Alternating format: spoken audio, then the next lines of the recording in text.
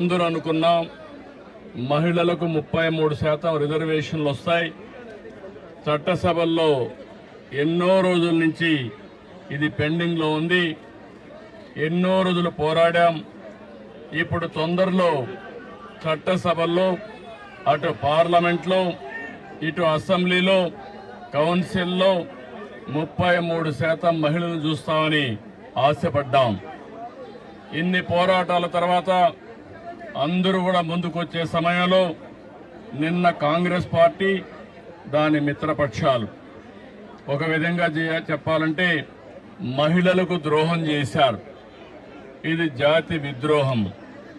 భారతదేశ సంస్కృతి మహిళల్ని గౌరవించడం, అన్ని రంగాలలో వాళ్ళని ఆదరించడం. అందుకని ఎక్కడైతే మహిళలు పూజించబడతారో అక్కడ దేవతలుంటారనేది మన సాంప్రదాయం, మన సంస్కృతి కూడా. అలాంటి సంస్కృతి సాంప్రదాయాలకి భిన్నంగా నిన్న జరిగిన ద్రోహం ఈరోజు నిడదవోళ్ళు నిరసన తెలియజేస్తున్నాం. ఇది ప్రారంభం మాత్రం, దీంతో ఆగదు. మొత్తం మహిళా లోకం ఒకటి కావడం ప్రతి ఒక్కరు కూడా గుర్తుపెట్టుకోవాలి. మన ఇంట్లో ఉండే ఆడబిడ్డలను గుర్తుపెట్టుకుని దేశంలో ఉండే ఆడబిడ్డలందరూ పైకి రావాలి, వాళ్ళ ఆత్మగౌరవంతో బ్రతకాలని నినాదంతో మనందరం ముందుకు పోవాల్సిన అవసరం ఉంది. దీనికి కుంటు సాకులు చెప్పారు. నిన్న చాలా స్పష్టంగా చిన్న రాష్ట్రాలకు నష్టం జరుగుతుందని మాట్లాడారు.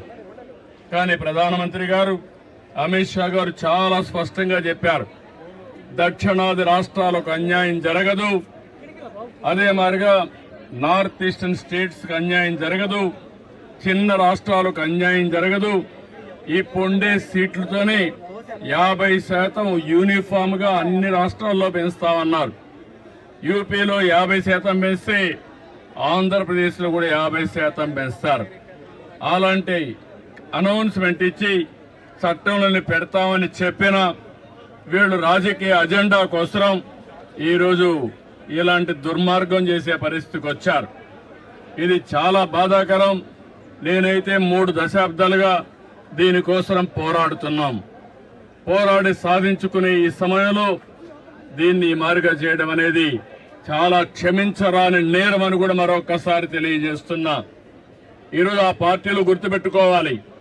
ఏ ముఖం పెట్టుకొని రేపు ఆడబిడ్డల్ని ఓటు అడుగుతారని అడుగుతున్నా. ఆడబిడ్డలంటే అంత చులకనని అడుగుతున్నా. అంటే ఆడబిడ్డల్ని ఇంటి వరకే పరిమితం చేయాలన్న అహంకారంతో ఇలాంటి దుర్మార్గమైన కార్యక్రమానికి దోహదం చేశారు. అందుకే నిన్న ఒక విద్రోహ దినం ప్రతి ఇంటికి తీసుకుపోవాల్సిన అవసరం ఉంది. ఈ రోజు మాత్రం ఇక్కడ ప్రారంభం. నేను స్వచ్ఛ ఆంధ్రప్రదేశ్ ప్రోగ్రామ్ ఇక్కడికి వచ్చినప్పుడు నేను మార్నింగ్ అనుకున్నాం, మిత్రపక్షాల ముగ్గురం కలిసి నేను వచ్చే మునిపే పవన్ కళ్యాణ్ గారితో మాట్లాడాను. ఆయన ఇక్కడ లేరు కాబట్టి వాళ్ళ ప్రతినిధిగా దుర్గేశం గారు వచ్చారు. ఇంకో పక్క మాధవ్ గారు విజయవాడలో ఉంటే ఆయన కూడా వచ్చారు. మా 3 పార్టీలే కాదు, అన్ని పార్టీలు గుర్తుపెట్టుకోవాలి. మహిళల్ని మీరు ఓటు అడగాలంటే మహిళా సాధికారత కోసం మీరు కూడా అడ్డంకులు సృష్టించకుండా ఉండవలసిన బాధ్యత, కర్తవ్యం మీ పైన ఉందని హెచ్చరిస్తున్నా. ఇది చాలా బాధేస్తుంది. తెలుగుదేశం పార్టీ అయితే 2017లో ఆ రోజే చట్టంలో మన అసెంబ్లీలో కూడా చట్టం తీర్మానం చేసి పంపించాం. ఇది 3 దశాబ్దాలుగా ఒకప్పుడు కాంగ్రెస్ పార్టీ ఉన్నప్పుడు కనీసం అసెంబ్లీలో బిల్లు పెట్టలేకపోయారు. అలాంటిది 2023లో బిల్లు ప్రవేశపెట్టారు. కానీ సెన్సస్ చేసిన తర్వాత మళ్లీ దీన్ని అమలు చేయాలని చెప్పి నిబంధన పెట్టారు. కానీ 29కి మహిళలకు రిజర్వేషన్లు చేయాలనే ఆలోచనతో ప్రధానమంత్రి గారు ముందుకొచ్చి ఈరోజు సవరణ బిల్లు తీసుకొచ్చారు. అలాంటి సవరణ బిల్లుని వీళ్లు కావాలని డిఫీట్ చేయడం, దానికి దుర్మార్గంగా మనం చూస్తే రాజ్యాంగ సవరణకు 2/2 మెజార్టీ ఉండాలి. దాన్ని ఆసరాగా తీసుకుని నిన్నంతా వక్రీకరించే భాషలో మాట్లాడారు. మొట్టమొదటిసారిగా వీళ్ళు చూస్తే వీళ్ళు చెప్పింది దక్షిణ భారతదేశంలో ఉండే రాష్ట్రాలకు అన్యాయం జరుగుతుందని, నార్త్ ఈస్టర్న్ స్టేట్స్ కి అన్యాయం జరుగుతుందని దానిపైన బేషరతుగా పార్లమెంట్ లో ప్రజల సమక్షంలో అందరికి అర్థమయ్యేట్టుగా చెప్తే దాన్ని వదిలిపెట్టి ఇంకా లేనిపోని సాకులు పెట్టి బిల్లుని డిఫీట్ చేయడం అనేది చాలా బాధేస్తుంది. నేను చూశాను, అపోజిషన్ పార్టీస్ అన్ని విర్ర వేగిపోయారు. మేము ఇష్ట ప్రకారం చేస్తాం అనే విధంగా ముందుకు పోయారు. అంటే మీరు ప్రజలు ఎన్నుకుంటే చట్టసభల్లోకి వచ్చారు.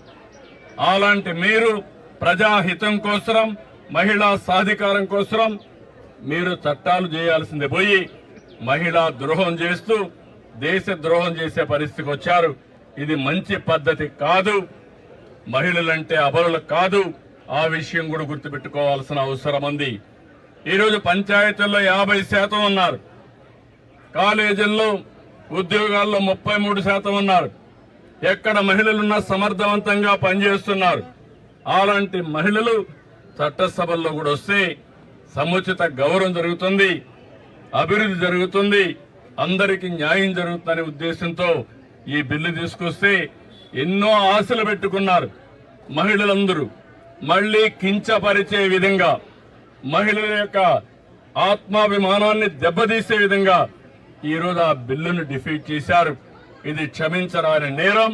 దీనికి నిరసనగా ఈరోజు నిడదవోలులో ప్రారంభం. ఈ ప్రారంభం ముందుకు తీసుకుపోతాం తప్ప వదిలిపెట్టే సమస్య లేదు.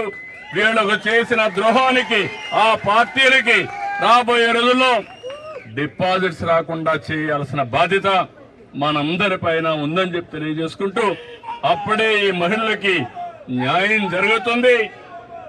వీళ్ళు ఒక విధంగా చెప్పాలంటే వీళ్ళ ఇంట్లో ఉండే ఆడబిడ్డలు కూడా పైకొస్తే చూడలేనటువంటి ద్వేషం వీళ్ళకుంది. అంటే వీళ్ళ ఆధిపత్యం అది పోవాలి. అందరూ సమానం. మన ఆడబిడ్డలను మనం గౌరవించకపోతే ఎవరిని గౌరవిస్తామని అడుగుతున్నా. కాబట్టి దీన్ని నేను చాలా తీవ్రంగా ఖండిస్తున్నా, గర్హిస్తున్నా. ఈ విషయం గుర్తుపెట్టుకోమని వాళ్ళు హెచ్చరిస్తూ, రేపటి నుంచి దేశం మొత్తం తీసుకెళ్తాం, ప్రతి ఇంటికి తీసుకెళ్తాం, ప్రతి ఒక్కరిని చైతన్యం చేస్తామని మరొక్కసారి విజ్ఞప్తి చేస్తూ అందరికీ నమస్కారాలు. అందరూ సహకరించమని మనస్ఫూర్తిగా కోరుకుంటున్నా.